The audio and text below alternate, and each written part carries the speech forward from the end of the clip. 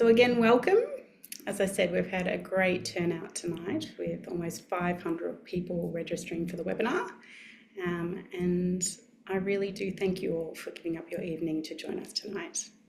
So this webinar is focused on supporting Landcare and environmental not-for-profit organisations whose core charitable purpose is focused on advancing the natural environment. So I'm Claire Hetzel, the CEO at Landcare Victoria, which is the peak body who represents community landcare in this state. So we support Landcare to be strong, connected and effective, and share a vision with our 600 member groups of local people working together for resilient, biodiverse and productive Victorian landscapes. So Landcare Victoria is hosting tonight on behalf of the 8 state and territory organisations that make up the National Landcare Network. And like many of you, likely many of you are connected with one of these organisations in your state in some way. So I would like to acknowledge the traditional owners of the various lands on which we meet today. So for me, that is the peoples of the Eastern Kulin Nations who care for the country enveloping Naarm, Melbourne, and have done so for tens of thousands of years. I pay my respects to elders past and present, and I extend that respect to Aboriginal and Torres Strait Islander peoples here today. So here in Naarm, it is Warrung or wombat season, which is a time when wombats emerge to bask and graze in the sunshine. So along the creek near where I live, the correas are flowering and the saltbush are full of shiny red berries. And this week, I was lucky enough to see a beautiful endangered swift parrot, which had likely come up from Tassie. And it really did remind me of the importance of the work that we do. So the land stewards in Tasmania who create places for swift parrots to breed, the urban friends of groups who planted the trees along that degraded waterway that was once considered a stormwater drain, so that those beautiful birds could rest and feed on the flowering eucalypts. And the 160,000 land carers across Australia who are dedicated to caring for the places in which we live, despite systems that make that harder and harder year by year. So with that, I pay my respect to all of you who have cared enough to show up this evening so that this work can continue. So a little bit of housekeeping tonight. Tonight is a webinar, not a Zoom meeting, which is probably a more of a familiar format, I know, for the groups that we support. So we're going to be managing 2 chat functions. One is webinar chat. So if you click on that button that says chat, you'll have a little pop-out box, and that will be a space where the team here tonight who are supporting the webinar will put some information and some links for you to follow along with. But we also have a Q&A function. So if you click on that Q&A button, you'll be able to pull up a box and put questions in the chat. And we really invite you to put those questions in the chat function as we go along, or to ask for any clarification on the information that's been provided. So the team tonight will respond to these in the chat as best we can, and we'll also save some up to address in a Q&A session at the end of the program. I just want to really stress that our responses tonight will focus on questions that are relevant to groups more broadly, rather than anything too specific to individual organisational contexts. We'll provide links and contact details so you can follow up with your detailed queries after tonight's intro session. And we'll be recording the webinar, which will be made publicly available on both the ACNC website and Landcare Victoria's. So we tonight have a couple of members from the Landcare Victoria team. We've got Anna Pimenta, our Landcare Development Coordinator, and Amanda Grace, our Office Coordinator, who will be supporting the chat function tonight. And we also have Gabrielle Atkin, who is the Education Manager in the ACNC's Education and Public Affairs team. And her role involves managing the ACNC website and providing other educational resources for charities such as guides, webinars and podcasts. And Gabrielle's going to be supported by Vladimir, and Vladimir is the Law Interpretation Specialist at the Registration Directorate of the ACNC. So we have invited the ATO to come tonight, but they were unable to attend. And so we'll share information that we have publicly available around those ATO-specific queries, and also their contact details for any follow-up information after tonight. I would like to just acknowledge the support of the Victorian State Government for tonight's webinar program. They provide support for a number of webinars as part of Landcare Victoria's Capacity Development Program. And I'd also like to acknowledge the generous in-kind contribution from the Australian Government's Charities and Not-for-Profit Commission for coming and supporting our learning this evening. So just a little bit of context as to why we thought it was important for us to meet tonight. When you consider that there are 6,000 Landcare groups across Australia, we really understand that this change or this reform that we're going to learn about tonight is going to have a scaled impact. And when we start to look at what that looks like in Victoria, which is probably indicative of other state and territory organisations and their membership, it's pretty clear that many groups probably do need to pay attention because it's not going to be business as usual. So from our annual census, we know that 80% of Landcare Victoria's 624 member groups reported having an ABN or Australian business number and will therefore be impacted by the reform process. Only 13% of those groups have reported already being registered as charities with the ACNC. And we know that around 50% of our membership are unincorporated associations who are unlikely to have already established governing documents that will mean that registration as a charity through the ACNC will require a couple of additional steps. So that's why we've asked the ACNC here tonight to provide an overview of the changes and what they mean for Landcare and environmental not-for-profits. So with that, I'm going to hand over to Gabby and Vlad so that they can share some information with us. Thank you again for joining us tonight. Thanks so much, Claire, for that warm introduction. It's great to be here with you.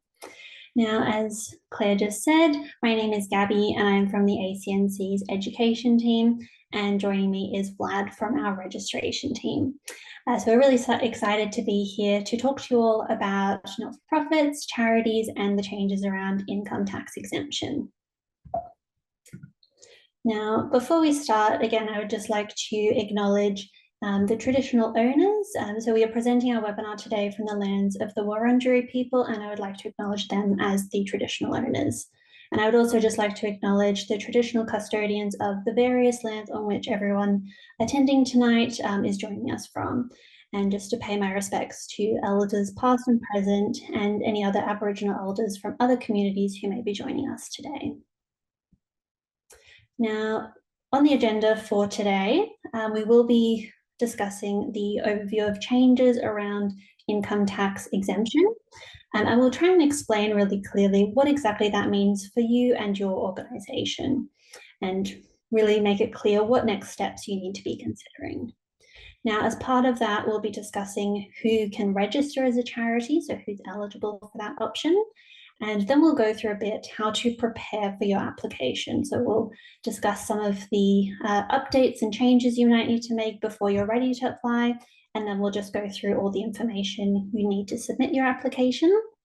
We'll also be able to discuss some of the benefits of registration as a charity with the ACNC, as well as the ongoing obligations you'll have once registered. Now, as mentioned before, you will be able to put some questions in the chat, but there will also be some time at the end for us to go through a couple of questions out loud too. Now, to start off with, let's just have a look at what exactly has changed. So the administration of not-for-profit, or NFP, as they might more commonly be called, that self-assess as income tax exempt, the way those organisations are administered has recently changed. So the change isn't a change to law, but it's about how those organisations report as eligible to self-assess. So not-for-profits that self-assess as income tax exempt have always been required to review their entitlement to income tax exemption. But what has actually changed is that from the 1st of July, non-charitable not-for-profits, specifically those who have a registered ABN, are required to lodge an annual return to the ATO confirming that they're income tax exempt. And so that will be starting from this current financial year, so 2023 to 24. Now, that's the situation for non-charitable not-for-profits. But if we consider the other groups, so charitable not-for-profits, if your organization does have a charitable purpose, it is not able to self-assess as income tax exempt. So if your organization is considered charitable, what you'll need to do is register as a charity with the ACNC, and then you'll be formally endorsed by the ATO to be income tax exempt. Now, just to clarify those acronyms, so the ACNC is the Australian Charities and Not-for-Profits Commission. So that's where myself and Vlad are from. So we are responsible for registering charities. And then the ATO, that's the Australian Taxation Office, they'll be responsible for income tax exemption endorsement if you are registered. Now, just to clarify those two different groups of organizations, so some of you here tonight may consider your group to be a not-for-profit, but you may in fact meet the definition of a charity. So just to clarify a little bit, a not-for-profit is an organization that does not operate for the profit or personal gain of particular people. So that could be the members of that organization, the people who run the organization, they're not profiting from the group. Now, a registered charity is a type of not-for-profit. So all registered charities are not-for-profits, but they additionally have only charitable purposes that are for the public benefit. So they also are not allowed to have disqualifying purposes, and there's a few groups that are not eligible, but the main difference is that a charity is a not-for-profit with a charitable purpose. Now we will go into a bit more detail a little bit later, but first we're just going to discuss the changes around income tax exemption in a little bit more detail. So what I'll do is I'll pass over to Vlad, and he'll just be able to discuss the different pathways that a not-for-profit might go down and who is eligible for the different options. Thank you, Gabby. And it is important to point out that indeed it doesn't mean that there are options to pick from, but rather some not-for-profits will be able to utilize one of the options and the others will be able to use the other ones. So in terms of self-assessing, self-assessing is a process for non-charitable non-for-profits to be lodge an income tax exempt self-assessed return. So it's a new process, but as Gabby outlined, it is not actually a new requirement. It has always been the case that the non-for-profits should be self-assessing their eligibility to be exempt from the income tax from the ATO. And so it's only non-charitable non-for-profits that cannot self-assess their eligibility for the exemption.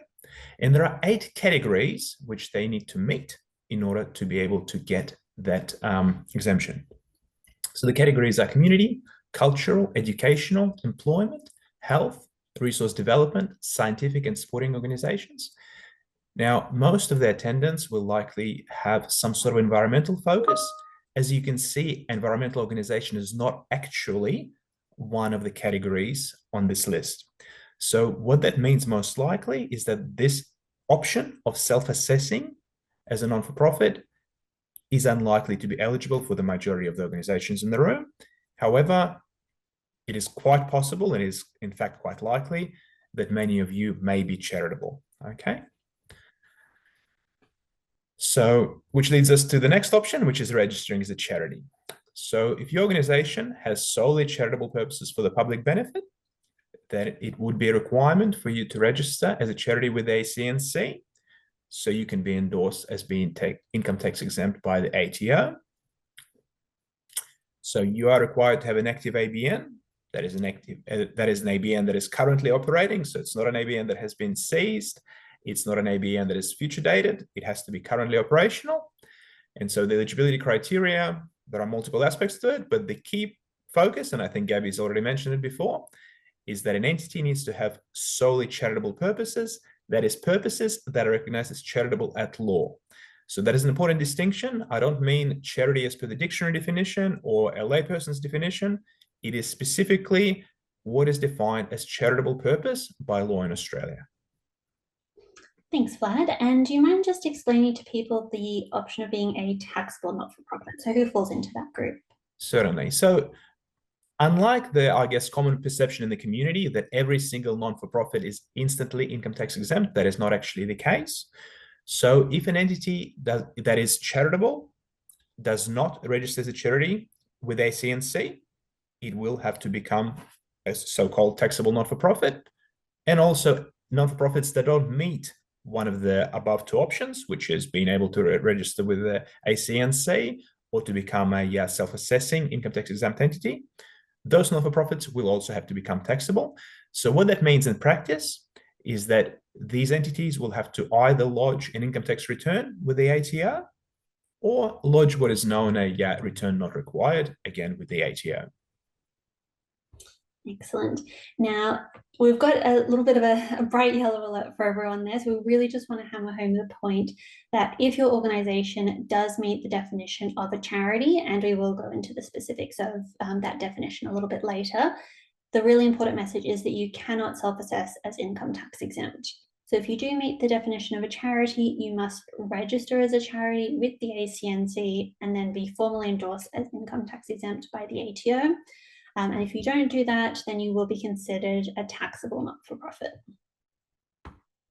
Now, I do just want to pop in a little message. I know that Claire mentioned that there are some Landcare groups that are already registered as a charity. So if there's anyone who's attending or watching this online later on that is already registered as a charity with the ACNC, the good news for you is that you are not affected by these changes.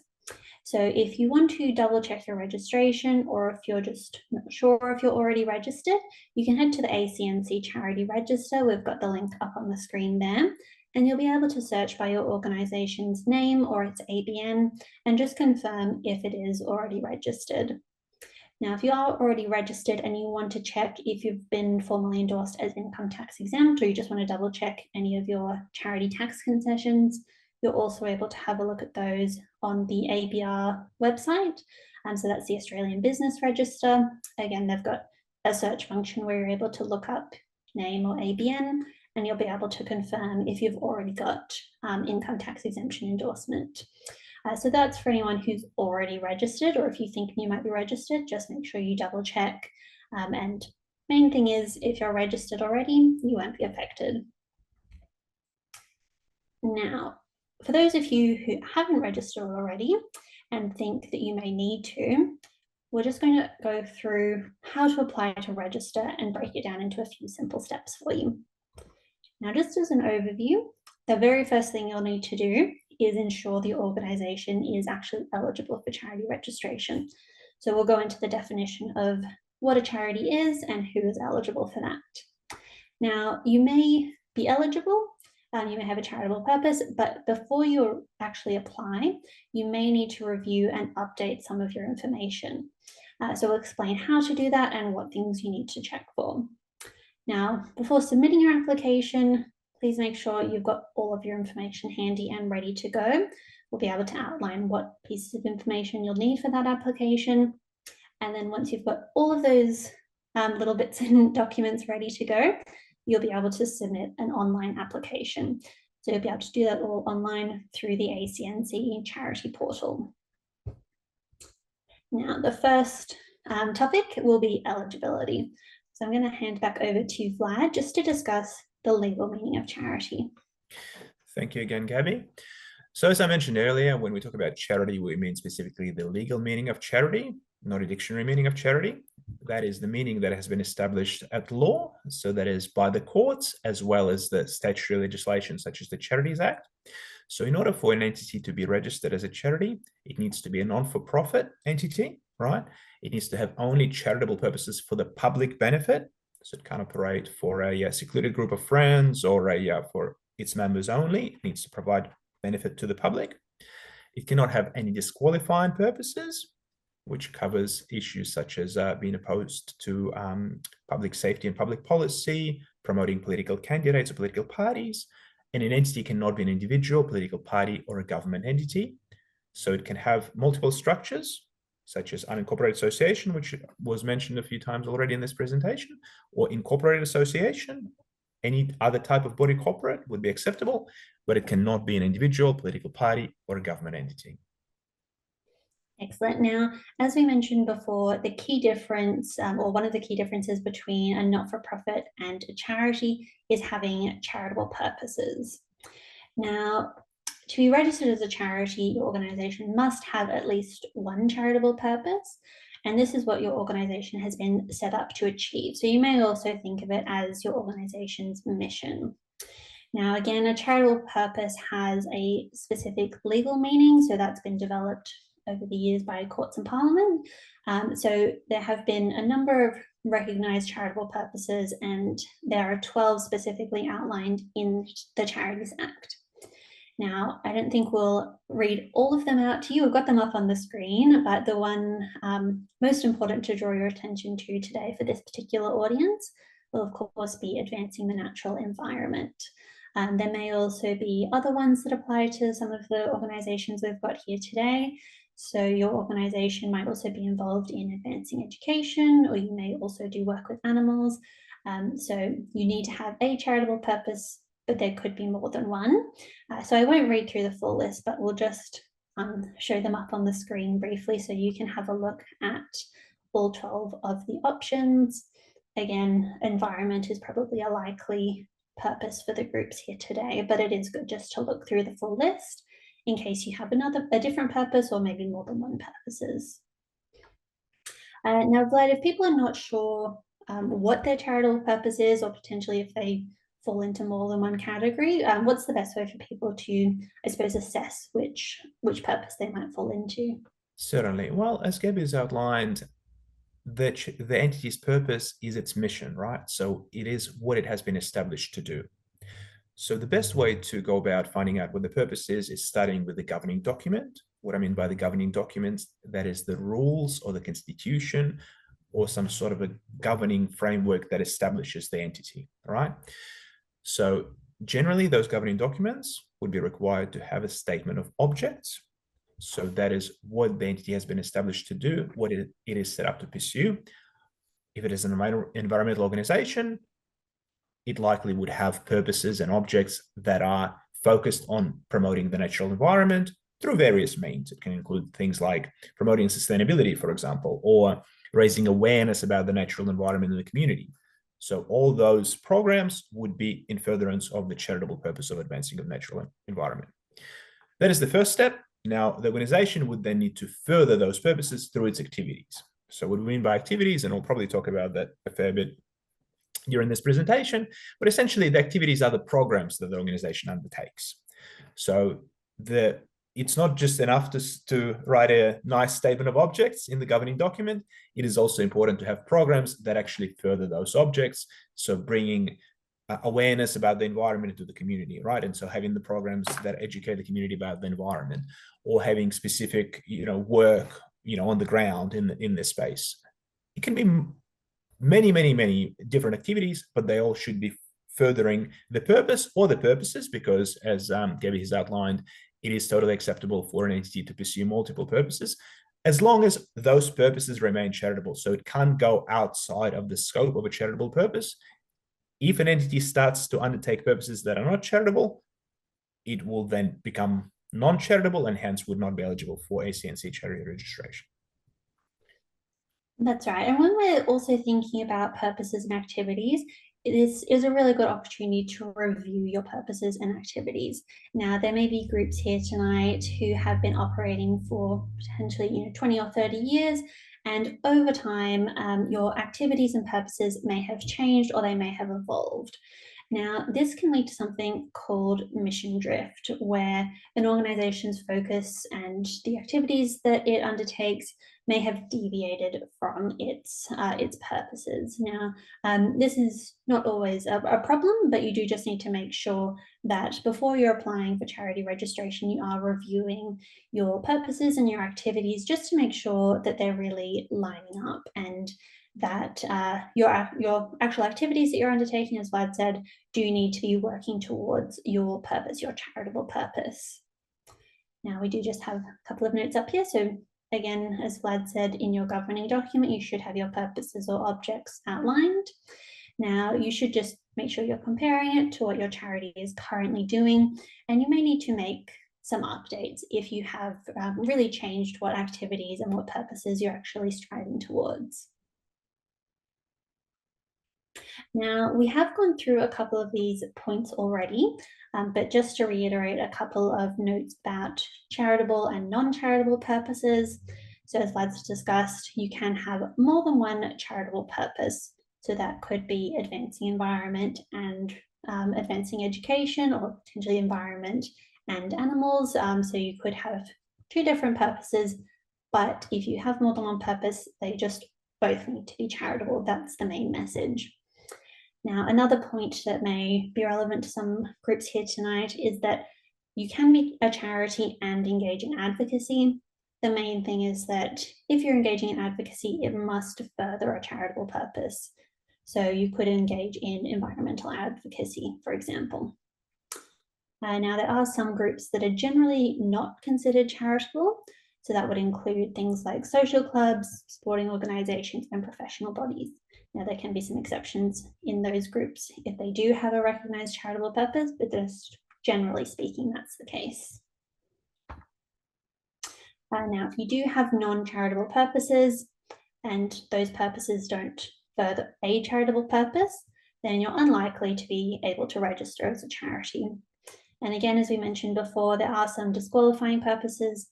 So you can't be promoting unlawful activities, and you can't be promoting or opposing any political parties. Now, just to clarify the difference there, so if you're, for example, an environmental group, advancing environment would be considered charitable. If you're conducting environmental advocacy, again, that would be considered charitable. But if you then stray into the territory of being a political group, so if you're specifically endorsing political parties or candidates, that's when you're straying out of the charitable sort of space and moving into non-charitable. Now, there are a couple of additional requirements. Vlad, do you want to just speak to those quickly? Certainly. So having a charitable purpose is one of the most important components, but that is not the only component. So as I mentioned earlier, charities are required to have an active ABN. So if you are planning to apply for ACNC charity registration, I suggest you check with the Australian Business Register that your ABN is current and that it is active, and that it is also reflective of your current legal name and your entity's legal structure. So make sure there is a bit of housekeeping that you do before you submit the ACNC charity application. Now, it is important to comply with ACNC governance standards, and we'll briefly talk about those. And for the entities that operate overseas, you're also required to additionally comply with the ACNC external conduct standards, or ECS as they're known.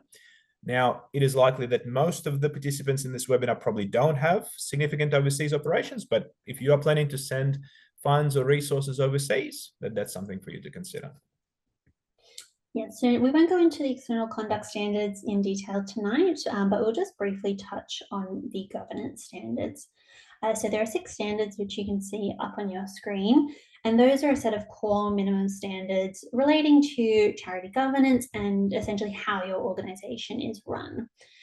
So they require your group to remain charitable, operate lawfully, and be run in a really accountable and responsible way. Now, the governance standards are a set of high-level principles, so they're not really precise rules, so it's not prescriptive about how each charity, each organisation meets these standards, but you will just need to consider what makes sense for your organisation when striving to meet these standards.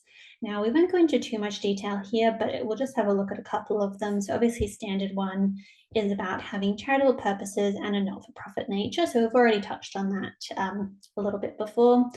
Some of the other standards that may be relevant is accountability to members. So that could happen in a few different ways depending on what's appropriate for your charity. For example, you might hold an AGM, so it's an annual general meeting each year. But again, it will depend on the nature of the charity, what your requirements are and what makes sense for your group. Another standard that is good to draw your attention to is standard 5, which is the duties of responsible people. So your responsible people will be your board or committee members or trustees. They're the people who are responsible for running the organisation. And it's just important to remember that all of those people, all those responsible people, do have duties to the charity. So that includes things like managing finances responsibly, not misusing their position, and disclosing conflicts of interest. So it generally just means that responsible people need to act with integrity and common sense, and just make sure that they're always prioritizing the needs of the charity and making sure that everything is run responsibly and effectively. Now, Vlad, is there anything else people need to be aware of when it comes to the standards here? Well, I would again clarify that these are not necessarily prescriptive, so there's no set formula about how to meet governance standards, but essentially most of the entities that do operate in an incorporated association format, for example, or a public company limited by guarantee, a lot of them would already have similar obligations. So these are actually a set of minimal standards. In fact, a lot of the entities will have much stricter obligations. There are different ways to meet these requirements. A lot of the entities choose to put a lot of this information into their governing document, right? So as I alluded to earlier, the model rules or the constitution of the entity will cover a lot of these. Some entities will choose to use standalone policies or procedures. That is also acceptable. So you'll look at the needs of your particular organization to see what is the best way to go about it. I will also recommend the potential applicants to have a look at their CNC website. There's a link there at the bottom that talks about governance standards in more detail than we're able to do for the purposes of this presentation. The CNC website is great, and it provides a lot of really useful information that will be of a lot of benefit if you're planning to submit an application to us. Yes, that's right. So if you head to our website, you'll be able to find examples of how to meet those standards and a couple of case studies just to help clarify what that might look like for each, for different types of organizations. Now, that covers some of the eligibility criteria for who can register. Now, if you've listened to that and you think you may be eligible, but potentially you maybe need to make some changes to your organization first, so you need to make sure you've got charitable purposes in your governing document. Now we will go into a bit more information about what that actually means and what you need to do. So just as a quick little reminder, if you do think you need to make some updates to your document, please make sure you review all of your information and make those updates before you actually apply to the ACNC. So it's important just to make sure everything's in order and up to date before you start your application. Now, first up, we'll look at the ABN. So that's your Australian business number. So you do need to have an active ABN, as we mentioned before, in order to register as a charity. Now, if you're not sure if your ABN is active or if you just want to double check if you already have one, you can head to the ABR, so the Australian Business Register. They have an ABN lookup function, the link's up on the screen, and you'll be able to search either by your name if you're not sure what your ABN is, or if you've got an ABN written down, you can search that way as well. Now, the important thing is making sure that your organization's legal name appears correctly. So when you search for your ABN, you'll be able to see the legal name associated with your ABN. Now, particularly if you've been registered or have had an ABN for a while now, things may have changed over the years. You may have slightly changed your name. You may have merged with another group and that's led to changes. Please make sure that that is your current legal name. You also need to make sure that the entity type listed for your ABN matches your legal structure. Now we'll go into entity type and what that means a bit more in a minute. But again, it's just really important that all of the documents match and that everything is consistent. Now, if you do realize that something's out of date or something's changed or is incorrect, please make sure you're contacting the ABR to update those details first. Now, legal structure. Vlad, are you able to explain a bit what a legal structure is and what charities need to know? Certainly, and I think we already started talking about this a little bit previously. So there are many different structures that entities can use. So they can be unincorporated associations, incorporated associations, indigenous corporations, companies limited by guarantee, and that are regulated by ASIC. I'm assuming that based on what I've heard so far, most members in this meeting are probably unincorporated associations, but from what I understand, there are various Landcare groups and other environmental organizations that use very different formats, and that is acceptable, right? As long as you have a specific governing documents and specific procedures in place for your particular legal structure, right? So it does need to have it does need to be an entity, and it does need to have some sort of a format, right? So an individual, for example, cannot be a charity, as I mentioned earlier. It does need to have some sort of a body corporate component, or be an unincorporated association, or even be a trust, but it needs to have some sort of a structure in place, right? So which structure is best for your organization? That, of course, is up to your organization to decide, right? But when you're submitting information to us as part of your application to register as a charity, you will need to provide details about the legal structure of your entity. That's right. And as we mentioned before, it is really important that the entity type linked to your ABN corresponds with its legal structure. So if you go on to the ABR's ABN lookup and type in your organization, it will have an entity type listed. Now I've got up on the screen the corresponding legal structure for some of the most common structures we see with charities. So if you go and look up your ABN and it says other incorporated entity, the legal structure associated with that often would be a state or territory incorporated association. It can also include organizations that are registered with ORIC, so that is the Office of the Registrar of Indigenous Corporations. It can also include some P&C groups as well, but that would be other incorporated entity.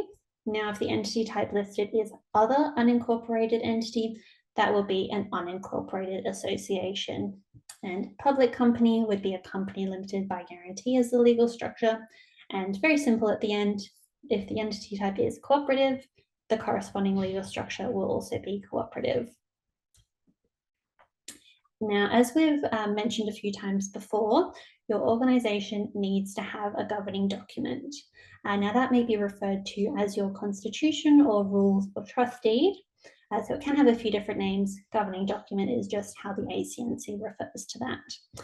Now, this would be the formal document that sets out your organization's charitable purposes. It will set out that it's a not-for-profit organization, and it will outline how your governing body, so that's your board or committee, will make decisions and consult members. Now, one really important thing to note is that if you are applying to register your own group as a charity, you need to have a governing document for your group. So, for example, if you are a Landcare group, your specific Landcare organization needs to have a governing document. You'll not be able to submit your peak bodies document. So you can't submit the governing document for Landcare Victoria, for example, if you're registering your own group. Now, we've got a couple of notes up here about things that are really important to include in your governing document. So again, your organization name, your objects, and a not-for-profit and winding up clause. And again, just making sure that your governing document reflects your correct legal structure. So one of the main messages here when you're reviewing all of these pieces of information is making sure everything is consistent. So when you're doing your review of all your documents, please make sure your legal name is correct and the same in both your governing document and associated with your ABN, and your legal structure is the same for your governing document and your matching ABN entity type. Now, Vlad, are you able to explain a little bit more about what objects are in your governing document? Sure, and I think we've already discussed that previously in a little bit of detail, but to expand, objects should be descriptive of the purposes for which the entity has been set up. So that is the mission of the entity.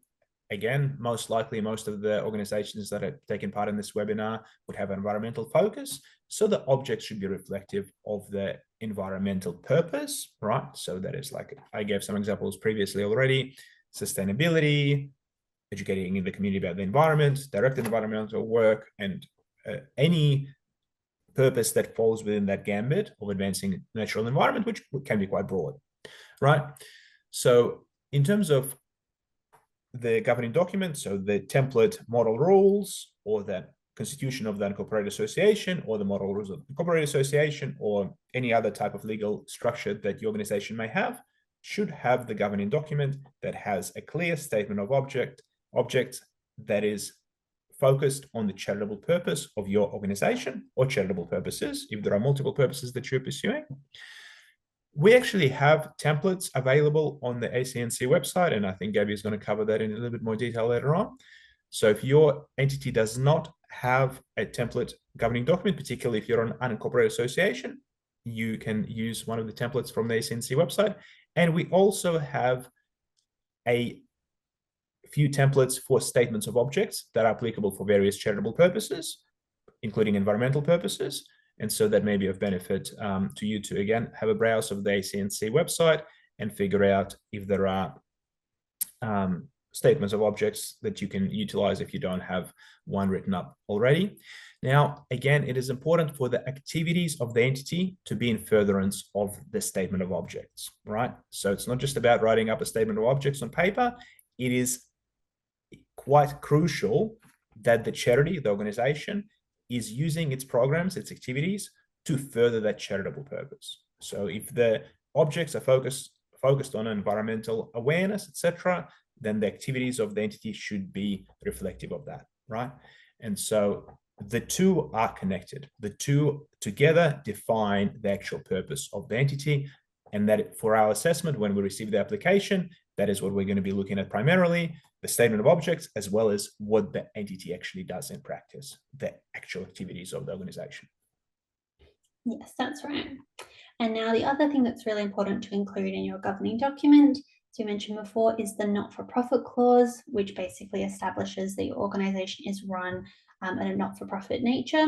So that will explain how your organization's assets and income are used, and so they need to be used to further the charitable purpose and not for the profit of individual members or for anyone running the organization, anyone like that. And then we've also got a really important clause, which is the dissolution or winding up clause. So that will just outline what happens if your organization does dissolve or wind up, so if it stops operating. Now, what that clause will essentially outline is that if you are a registered charity and then you stop operating, you wind up your operations, any remaining assets that the charity has need to go to another similar charity. So if your organization has been operating and then it decides to wind up, but you've still got some money in the bank, any of that money that you've got left over or other resources do need to go to another registered charity. So again, they can't be kept for personal profit or anything like that. They do need to be given to another charity. Now, after all of that information about governing documents, you may need to make some updates, which is completely fine if you do need to make some updates before you're ready to apply, but please just make sure you're making those changes before you start your application. Now, if you do have another regulator, for example, if you're an incorporated association and you have a state or territory regulator, you will just need to make sure you're following any processes that they have. So generally that will mean that if you make an update to your governing document, you will just need to also send them an updated version for their records.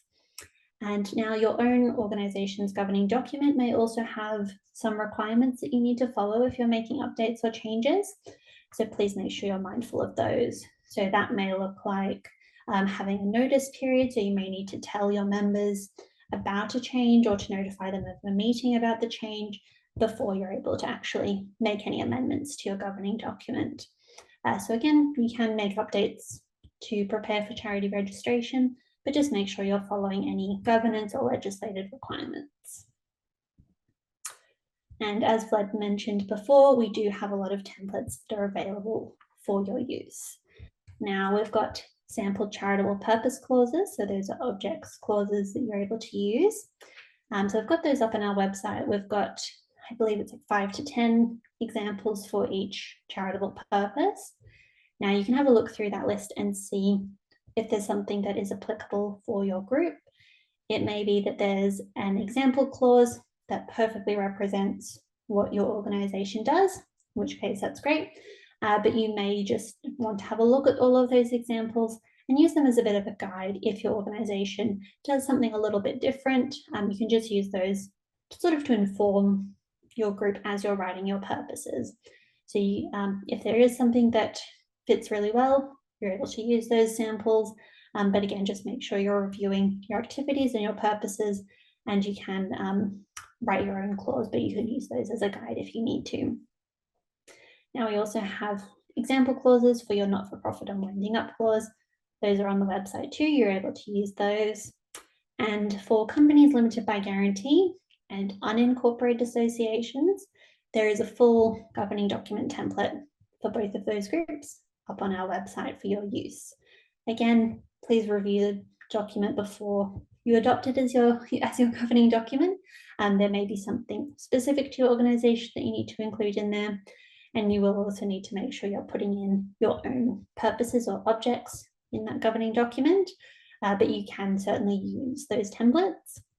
Now, for anyone who's an incorporated association, all of the state and territory regulators will also have a model rules document. So again, you can use that as your template.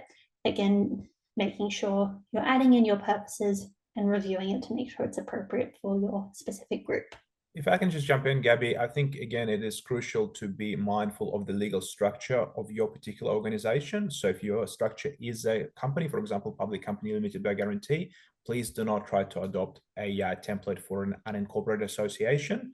Or if you're incorporated association, please do not use a template for another type of entity, because otherwise, unfortunately, if we do receive an application that contains a governing document that does not reflect the actual structure of your entity, we will not be able to register you until that is amended appropriately. So please review the structure, and please make sure that when you are adopting one of the templates, it is reflective of the structure of your entity. Yes, that's right. And it really comes back to reviewing all of your information and making sure that everything matches up. So again, making sure you're using the right governing document for your legal structure, that your ABN entity type matches your legal structure, and just checking that everything does really match up before you apply. Now, again, it's just a matter of reviewing all of those documents and pieces of information before you start your application. And if you do notice that something does need to be updated, again, have a look at all of these resources. We've got information up on the website and all of these templates for your use. So please use those if you do need to make any changes.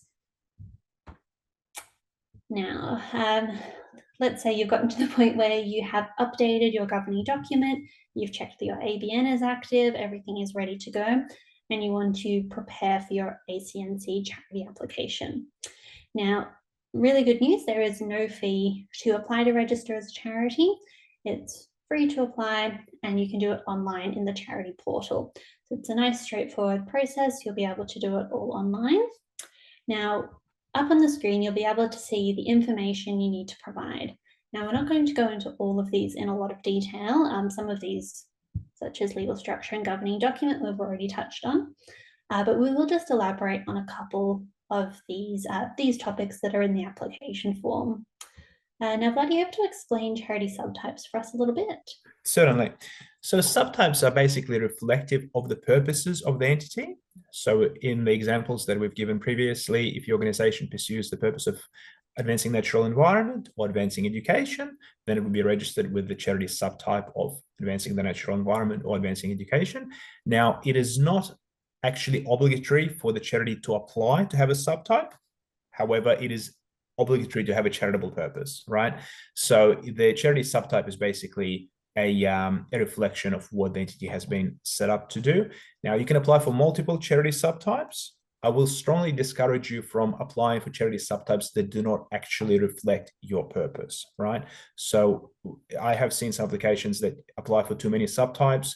And while there's nothing wrong with having multiple subtypes in itself, if it doesn't actually reflect the purpose of the entity, it really slows down the application.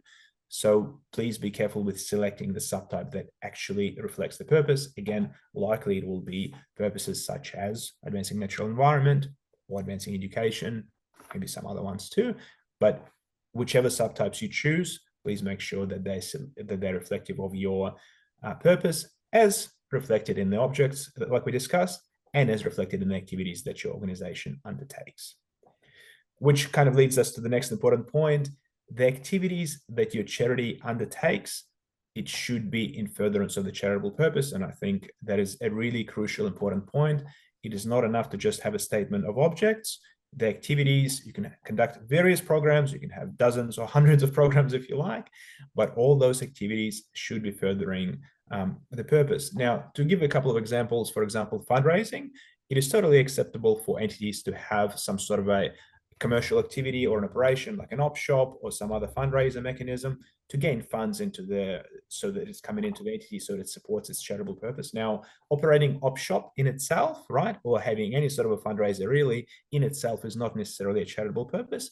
But if you're using that activity solely to get funds for your entity that you then input into your charitable purpose, environmental awareness or educating the community, etc., then those activities would then become in furtherance of a charitable purpose. Now, some charities would only have 1 or 2 activities. That is fine. And like I said, some major charities will have hundreds of activities that they undertake each year. That is also fine, as long as those activities are limited to supporting the purposes of the entity, to support those objects that you've outlined in your governing document, in your statement of objects. Excellent. And now another section of the application form will be about your responsible people. Now, as we mentioned before, those will be your board or committee members or trustees. Now, in your application, you will be asked to provide details for all of your responsible people. So you'll be asked for their name and date of birth and contact information, as well as their position and when they started as a responsible person with your charity. Now, we do ask for all of that information in the form, but just for your knowledge, the only piece of information that will be published on the register is the person's name and their position. So it will just say once you're registered, if you have a look, there'll be a section for the responsible people for a registered charity, and you'll just see their name and what their position is. None of the other information that you provide in your application will be made public in that responsible people section. Now, when you're filling out this section of the form, it's really important that your organisation is meeting the minimum required number of responsible people. Now, for certain legal structures, there is a minimum number required, and there may also be a minimum number required in your governing document. So it's really important that you're meeting those requirements, and just double check your legal structure and your governing document for any specific requirements. Now, we do have some information on our responsible people fact sheet up on the website. We've got the link on your screen right now. So you'll be able to see the legislative minimum number. And if you are using the model rules in one of your states or territories, you'll also be able to see what they've listed as their minimum number. Now, if you have customized your governing document, that may vary, so please review your own document too. But there is some good information on the website. There'll be a table and you can see how many responsible people you are required to have. Now, another question that you'll have in the form is your date of registration. Now, you can request to backdate your registration. So that would be to apply for charity registration from an earlier date.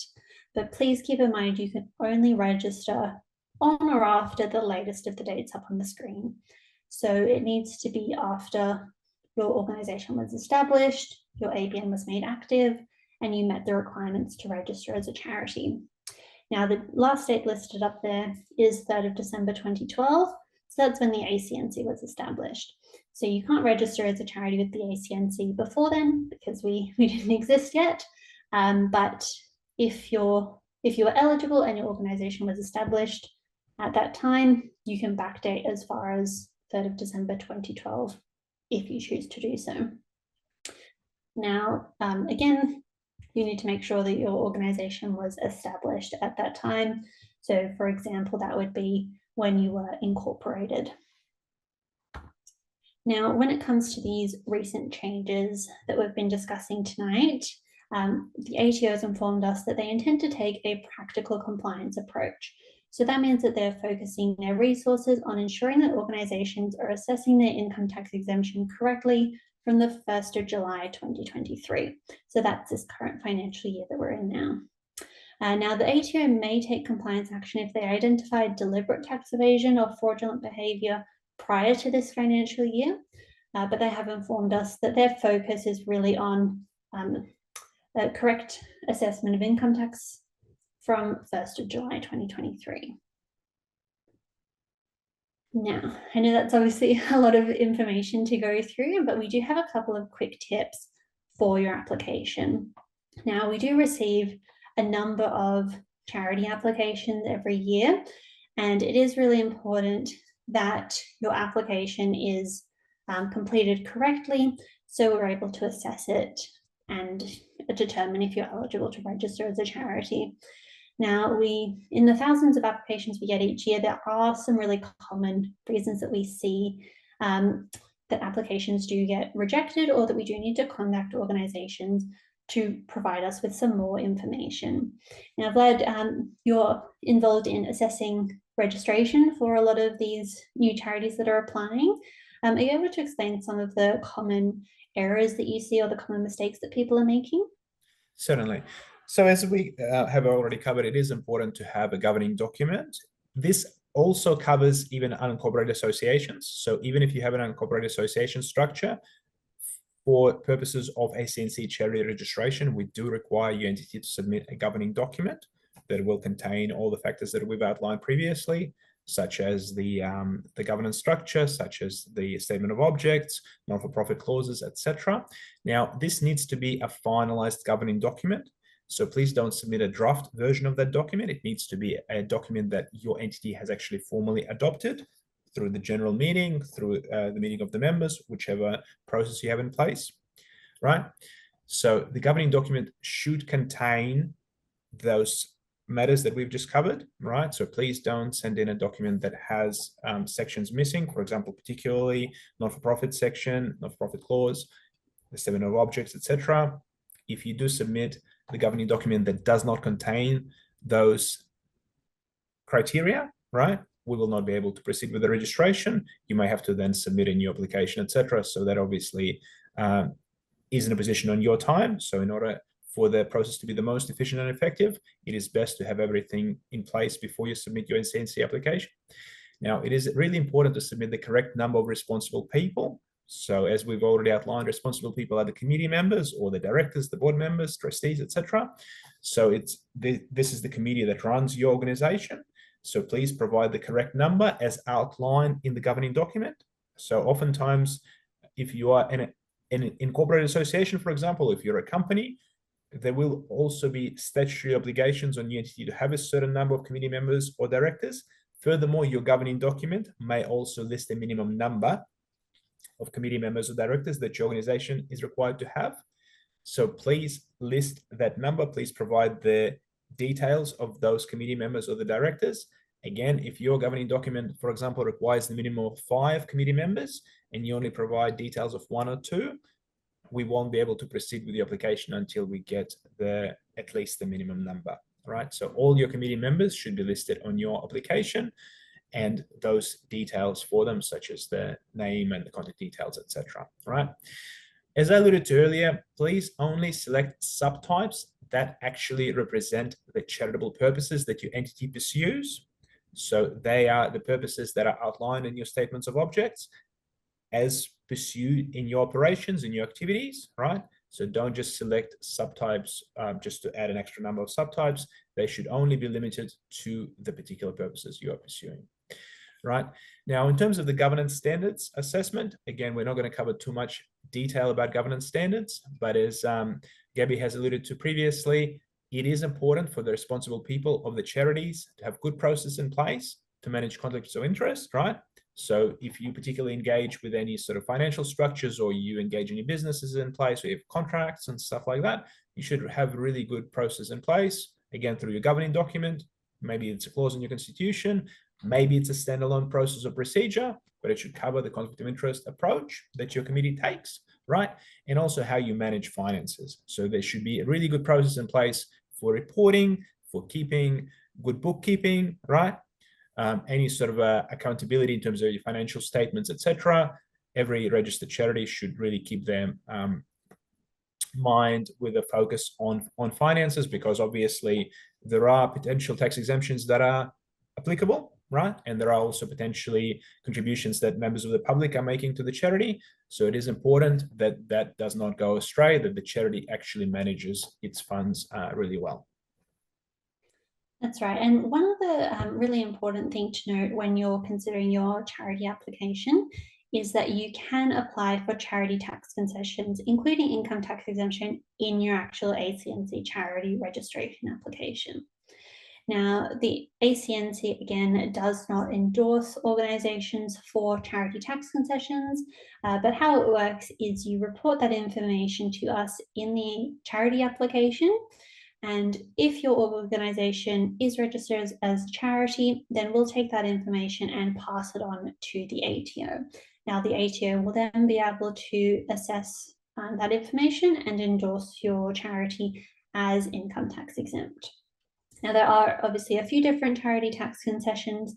Not all of them will be available or appropriate for all types of charities.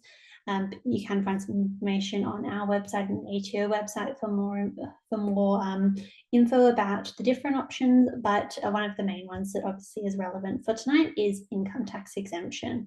So again, just when you're filling out your charity application form, make sure you select that you want to apply for income tax exemption in that section of the form. And then once registered, the ATO will receive that information and they'll be able to formally endorse you as income tax exempt. Now, obviously, we've gone through a huge amount of information about who can register and all of the steps you need to take to prepare for that. But we do just want to take a bit of time to talk about the benefits of registering as a charity. Now, obviously, one of the big ones that has already come up is charity tax concessions, including the income tax exemption. Now, that is obviously a draw card for many groups to register with us, but that's certainly not the only benefit. Now, by registering with the ACNC, you'll receive public confirmation of your group's charity registration by the national regulator, by the ACNC. So what will come with that is a listing on the ACNC charity register. So the register is a really great way that people can find your group. So it means that donors, volunteers, beneficiaries can search for your organisation on the register, either by your group's name or by the activities that it operates. And it's a great way for people to find your group and see what it's doing. And it also means that they can verify that you are a registered charity and a legitimate organisation. Now, you do also get the use of the registered charity tick. Now, you can see that up on the screen. So that tick is only for use for registered charities. Now, this tick you can use to promote your charity registration. So you could use it on your website, you could put it on signs or collection tins, things like that. And it's just another way that you can confirm to the public that you're a registered charity and that you're meeting your obligations.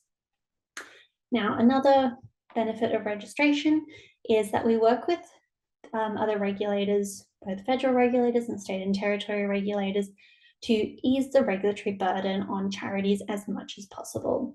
So we have streamlined reporting arrangements with a number of other regulators to really make things as smooth as we possibly can.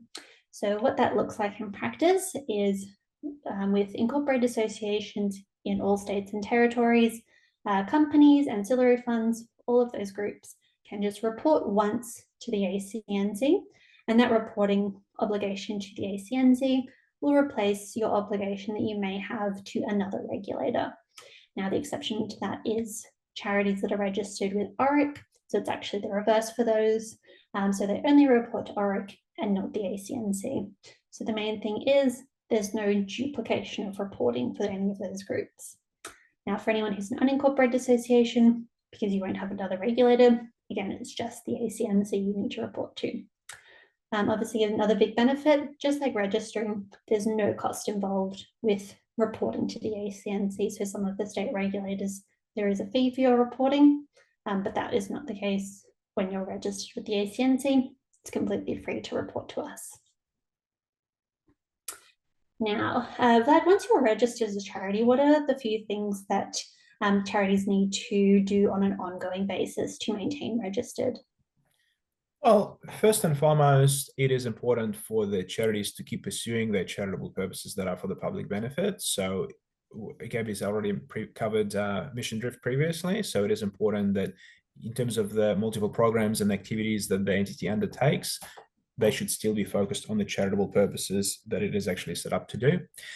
If there has been a change in the operations of the entity, if it decided to pursue other purposes, right, it should then notify the ACNC that there's been a change to the objects, and obviously the governing document should be amended accordingly. May also consider changing any subtypes that the entity has. Now, subtypes don't have to be locked in stone. They're reflective of the charitable purposes of the entity as it is at the moment, right? But in the future, if the purposes change, then the entity can apply to add or remove additional charity subtypes, right? Now, it is important to lodge annual information statements, right? So that is basically advising the ACNC of any programs that the entity operates. There may be some financial reporting obligations too, depending on the size of the entity. From what I understand, most of the entity will be what we define as small for reporting purposes, but there may be obviously a variety of participants in this meeting. But largely, we consider that most of the entities that have income of $500,000 a year or less, they will be considered to be small. And so the reporting requirements in terms of the obligations, such as to have a verified review or an audited statement, those obligations are not present. But still, even small entities, small charities are required to lodge annual information statement to the ACNC that provides information about yearly activities of the entity. Now, it is important to continue to comply with the governance standards and the external conduct standards. So this is not just a snapshot that you submit before your registration. As your entity is registered, you need to continue to comply with those governance standards. This includes matters that we've discussed previously, such as conflicts of interest and financial management. So those policies and procedures need to be fresh. They need to be applied regularly to the operations of the entity. And most importantly, again, the overall entitlement to charity registration, it needs to be maintained. So if something falls off the tracks, so for example, if ABN becomes cancelled or outdated, those are the kinds of things that the charities need to keep an eye on to make sure that that doesn't affect their charity registration in the future. Yes, that's right. So it is really important that if you do register with us, make sure you are keeping up with all of these ongoing obligations, just to make sure you maintain your registration. And by maintaining your registration as a charity, you'll also maintain your entitlement to charity tax concessions and the income tax exemption. Now, obviously, that was a lot of information to get through, and we really do appreciate everyone staying and listening in to all of this guidance about registering as a charity. But what exactly do you need to be doing right now? Now, obviously, the very first thing to be doing is checking your eligibility to register. Now, we've gone through a lot of details both in this webinar, and you'll get a copy of the slides, and you can watch again later if you want to listen again to any of those details, or you can also visit our website for more information about who's eligible to register. Now, we are also working on a self-assessment tool at the moment that will help organisations assess their charity registration eligibility. Now, that's being worked on at the moment, so it should be available in about a month, pending its development. So that's being worked on right now, and it will be linked on our website on our information about these changes. So keep an eye out for that, and also make sure you're following us on socials, keep an eye on the website, and subscribe to the newsletter, all of those sorts of things, just to make sure you find out once that becomes available. Now, once you've assessed your eligibility, again, as we discussed, please make sure you're reviewing and updating all of your documents. Please make sure you check everything first before you apply, just in case you do need to make any changes. Once you've done all of that, you'll be ready to apply for charity registration. Now, that's done online in our online form in the ACNC charity portal. Now, we are also working on an updated registration form. So the current form is excellent, but we're trying to improve it even more. So that, again, is being worked on currently. So what I will just ask people to do is, if you are ready to apply for charity registration now, if you have checked your eligibility and all of your documents are current and up to date and everything's ready to go, you can hop into the portal now and submit your application. But what I will just ask people to do is, if you are applying now, please make sure you start and finish your application before the end of May. So generally you can have your application pending for a little while, but just while we're in this transition to the new form, if you are going to apply now, just make sure you finish it off and submit it before the end of May. If you do need a bit more time to maybe make some updates or to reactivate your ABN, anything like that, we'd just recommend, if you can't get it done in May, just hold off until mid-June and you can submit your application in the new form then. But if you are ready to go now, definitely please go ahead. We don't want to hold you off, but it's just if anyone thinks they need a little bit of time to prepare, you'll be able to use the new application form, which should be available in mid-June. Now, that brings us to the end of the main content for our presentation today. Thanks so much for listening, everybody. And I know there's been a lot of questions coming through in the chat, which I think some of them have been answered over the chat function, but we do have a little bit of time. So I think I will pass back to Claire if there are some other questions we want to get to. Thank you, Gabby, and thank you, Vlad. I'm conscious that was a lot of information, so I just want to pause and just reiterate that we will be sharing copies of this information, and this is just an awareness raising exercise to help people understand that business as usual isn't going to cut it. So I have really seen an amazing amount of work happening with the team from Landcare Victoria trying to answer a number of questions. There's a couple that I have sort of seen that I think we can lift out of the chat today, but I guess some of that really is around the fact that environmental groups are understandably questioning why these changes have been made in the first place. Some of the comments I'm seeing coming through are, what will the admin burden achieve? How do we benefit from the workload that's coming? How will we be supported as volunteers to be able to make it through this process? And that this is an outrageous amount of work to ask volunteer organisations to manage. And I guess we're recognising that this is a huge burden to place on environmental volunteering organisations who are working not to spend time doing administration, but to care for the environment and places in which they live.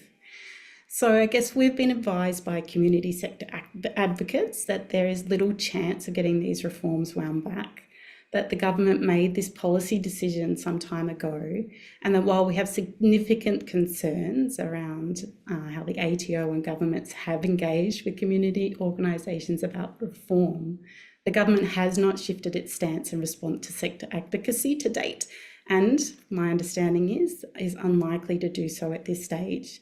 So that's why Landcare Victoria really is focusing on helping groups to navigate the new requirements and really pressing for the ATO to afford small organisations time and support to get their affairs in order. So I guess with that in mind, just really acknowledging that people are probably, perhaps for the first time, really recognising what this change may mean for their organisation, when many groups may only have a $2,000 grant that they're dealing with to be able to bring people together to take action in their community, because so much of the work that Landcare does is in-kind and voluntary contributions to a really specific cause. So I guess I wanted to just lift some of the questions, and one in particular I think I'd love you to reiterate the answer to, which is around Landcare being both environmental and of community benefit. And I think there's a bit of confusion coming through about, well, there is so much community benefit to the work that we do. Can't we just self-assess as a community organisation under the ATO guidelines? So Vlad, I know we talked about it, but just to reiterate, would you speak to that one? So just to clarify, if your organization meets the definition of a charity, that is an entity that pursues solely charitable purposes for the public benefit, then you would not be eligible to assess as a self-exempt entity with the ATO. So if you pursue solely charitable purposes for the public benefit, such as advancing natural environment, for example, you need to submit an application to the ACNC to be registered as a charity in order to maintain their income tax exemption. Thank you very much. There's also a question here that I think is a little curious, and it's, is there any disadvantage to registering as a charity? Is that something, Vlad or Gabby, you could speak to? I sure hope not. is a short answer. Now, look, I think Gabby's outlined the benefits already, and that is there are obviously tax concessions that are available. Primarily, obviously, the income tax exemption is the big concern that everyone is focused on at the moment. There may also be other additional tax concessions available as well, depending on the nature of your organization, and that's something you need to double check more so with the ATO, again, prior to submit the application. Even though you select your tax concession preferences on the ACNC form, it is still the ATO that administers these concessions. We have no power over them, right? So there are certainly a lot of benefits to be registered as a charity. Now, we do require good governance, right? We do certainly require charities to lodge annual information statements yearly, as I alluded to previously, right? However, even with that, generally that is a benefit. So as Gabby has alluded to earlier, some entities that may have current obligations already to lodge, for example, if you are a incorporated association registered with Consumer Affairs Victoria, for example, as I'm assuming many of the participants in the room will be today. If you are registering with ACNC, the only thing you would have to do would be to lodge an annual information statement with ACNC, so your state reporting obligations will cease from the time you registered with ACNC. So while there definitely are obligations, and while there definitely are requirements to continue a charity registration entitlement, so pursuing charitable purposes through your objects and through your activities, generally speaking, I would probably say that there are a lot more benefits to be registered as a charity than any, I guess, what was the term that they've used, Claire? Sorry, detriments? Was it in any way a disadvantage? What was the disadvantage, if any?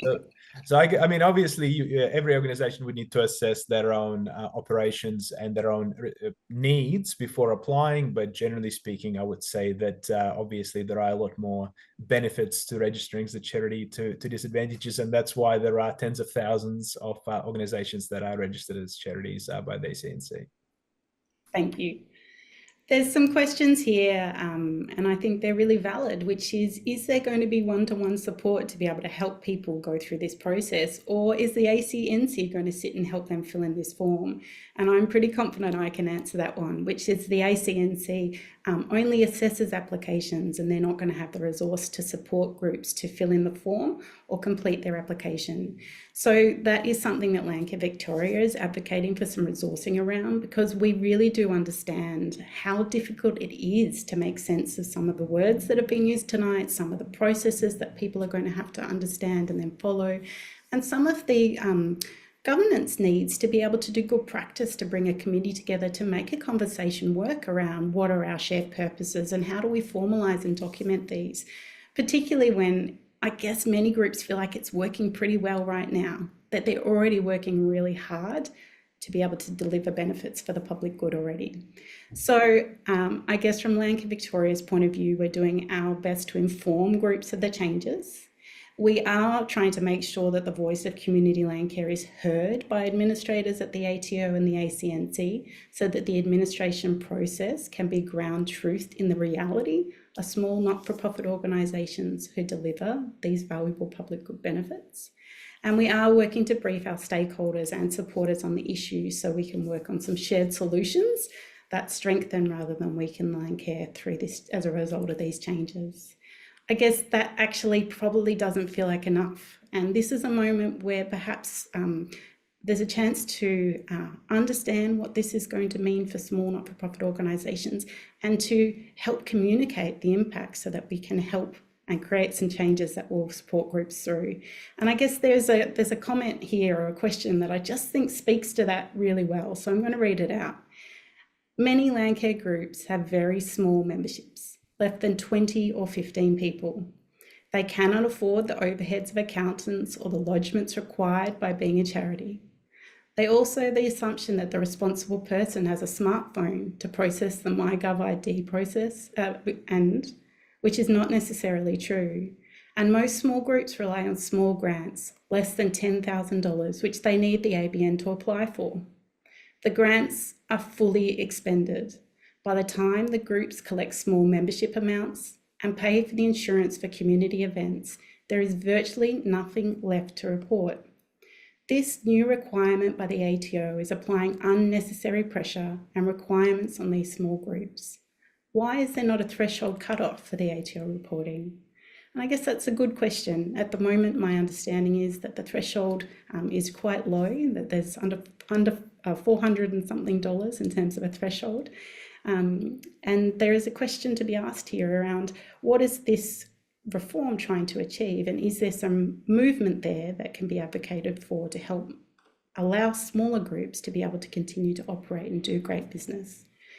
In Victoria, we've got more than 60,000 volunteers out there taking action for the environment, and collectively they do have an annual revenue of more than $35 million. That's a huge amount of money that little groups like this aggregate together to have a pretty big impact in Victoria. I guess what I'm trying to reiterate is that we're hearing you. We understand the impact that is going to happen, not only here, but across all of Australia. And our hope is that as the awareness seeps through the system, there might be some more creative solutions and supports brought in. So I'm just wondering, Anna or Amanda, are there any other particular themes that you felt were coming through in the Q&A that we could speak to this evening? I can see you've done an amazing amount of work to answer as best we can. I guess I also can see there's a lot of questions here that we're not able to answer tonight, and those are generally ones related to tax or ATO processes or things that we'll have to just take on notice and perhaps direct you to the best point of truth to be able to get answers for those. So Amanda or Anna, is there any other particular theme that you think we should pick out to answer from the Q&A? Oh, hi, Claire. Yeah, so I think there are some questions here for ACNC probably. So around, I know that Vlad has spoken about how much they would have to pay. So there were some questions in the chat about the costs. So if Vlad wants to clarify that would be great. Just also a few other questions about backdating. So the benefits, why would you backdate or what do you have to backdate? So maybe some clarification around that as well. All right, so both great questions. So as Gabby has already alluded to, there is no cost to registering with ACNC, and there is also no cost to lodge annual information statements. So we don't charge fees to the charities to support the charity sector, right? In terms of the obligations to, I guess, maintain the financial reports and financial statements, as I alluded to earlier, there are different, I guess, brackets for reporting. So if your organization has over $500,000 of income a year, you may have additional financial reporting obligations in terms of having audited statements and reviews and things of that nature. But what we consider to be small charities, so organizations of $500,000 of income a year or less, we just require an annual information statement. So we don't actually require an audited financial report or audited financial statement to be provided. Hence, while obviously your charity may choose to do that for your own internal purposes, right? That is not a requirement from the ACNC. So in terms of, I guess, in terms of the annual information statement from the small charities, the focus is on basically being open and honest about the programs that your charity undertakes. That's what the annual information statement is there for. And if the program changes from year to year, then obviously you need to keep the ACNC updated, right? So obviously, whoever is doing that bookkeeping, that process, in many organizations, it'll be the treasurer or whatever. It is obviously up to them how to manage the record keeping so that come the annual information statement lodgement time, they're able to provide ACNC with that information, right? In terms of the backdating, it is obviously up to the charity in terms of figuring out whether it is of benefit or not. We can register, as of today instead, right? Now, if you want to have certain tax concessions and tax breaks, then obviously your organization would need to apply for a backdating. Obviously, there are current conversations around income tax exemption in the context of these current reforms. But as Gabby has alluded to, generally speaking, our advice that we have received from the ATO is that their focus is from 1st of July 2023 going for this current year going forward, not so much backdating unless there is some additional issue with the particular organization. So if in this context, backdating may not be a significant factor for most of the applicants, but again, depending on your individual needs of your organization, if you want to have access to some other type of tax concession or whatever from those back years, you may consider that it is important to have a backdating application. Having said that, we will assess, right, whether your organization was actually pursuing charitable purposes from that time. So we may request additional information in relation to the eligibility, right? So for example, financial reports or any previous governing documents that your entity may have had, right? So if that information is not available, then it is probably more suitable to apply for registration from within the last 12 months or so. Thanks, Vlad. I can also see a couple of questions here that I think would be important to answer. So one is, does the ACNC contact registered groups for the ongoing yearly reporting requirements, or is that something they just have to keep in track of in terms of remembering to do that bit of work? Well, the answer is both, really. So it is the obligation on the charity to make sure that it is diarised to lodge the information statements, and every charity, depending on their reporting year, may have different times when that occurs, right? So many organisations report by 30th of June, as in many organizations' financial year will finish on 30th of June. Some organizations choose to use calendar year. So depending on when that accounting period finishes, their reporting obligation to the ACNC, the date will change accordingly. So while the ACNC does send out reminders, it is important for the groups to keep that diarised and be aware of when that time would be to go ahead and lodge those annual information statements. Thanks, Vlad. There's another question here, and it might be a little bit of a how long is a piece of string, but once lodged, how long does it usually take to hopefully be approved in terms of ACNC registration? Right. So at the moment, because of the current changes, there are obviously Landcare organizations are not the only ones impacted by these changes. So there are many non-for-profits that are applying, and so there are a lot of applications that are coming through.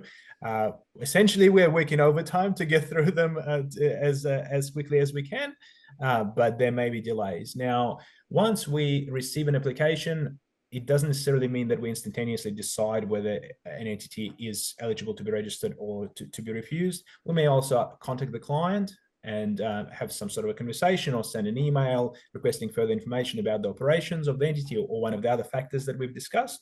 So there may be some sort of an engagement from our team with the applicants to get a better understanding about the organization before we proceed with making the decision on the entitlement to charity registration. Thank you, Vlad. So I guess there's some questions here around, are we prepared for this change? Is the ACNC prepared for the influx of registrations? How are people going to be supported through that? And I think that's a really important question to ask. And I think the answer is we are doing our best to respond to a fuller understanding of what this reform is meaning for the charity sector. So as Vlad has said, they're working overtime at the ACNC to be able to support groups through their registration process. What I hope to be able to achieve is some support for Landcare groups to be able to have help to understand this process and to be able to navigate it in a way that means they can end up making really good informed decisions about what is best for their context. So we'll continue to advocate for that and hopefully be able to bring some resourcing in to support groups with what is an additional administrative burden on top of other red tape hurdles that keep coming on top of the work that they do. What I really want to end on, though, is an absolute belief that Landcare and environmental organisations are pretty adaptable and they have faced worse than this. That we have a pretty great system, particularly in Victoria, where there are supports from networks for the little groups to be able to navigate this process, and from Peak Body, who's really invested in its membership services, because we exist only to support that membership of 625 more groups across Victoria. So the Victorian Landcare team in Victoria is a state government entity who also is invested in supporting the process here in Victoria. And I know across other state and territories in Australia that Landcare is strong. So we'll continue to work collectively to share the resources that we have and to hopefully navigate this change in a way that means we don't lose groups, but it probably is going to change how groups work together. And that's not necessarily is a bad thing. So I guess we are wanting to make sure that you do share with us some of the feedback from this webinar tonight. So there is a questionnaire at the end. If you do have a few moments to stay on board and just add your comments, it will help us be able to carry the voices of the people who've come today, be able to advocate for the needs of this sector. I really do want to thank the ACNC, Vlad and Gabby and Lisa who've joined us tonight to help share an understanding of what is on offer and what the steps are that groups need to go through to be able to be compliant with this change. I also want to do a huge shout out and thank you to Amanda and Anna at the Landcare Victoria team. You're looking at more than half of our office here, and we too have had to navigate understanding these changes and working out what it will mean for Landcare across Australia. Thanks for coming tonight. We will share the recording and send out some additional information. Stay and do the questionnaire as you can.